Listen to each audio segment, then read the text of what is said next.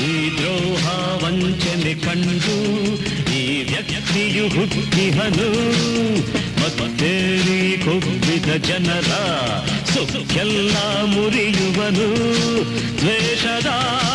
ರೋಷದ ಸದ್ದಡಗಿಸುವ ಯಮನು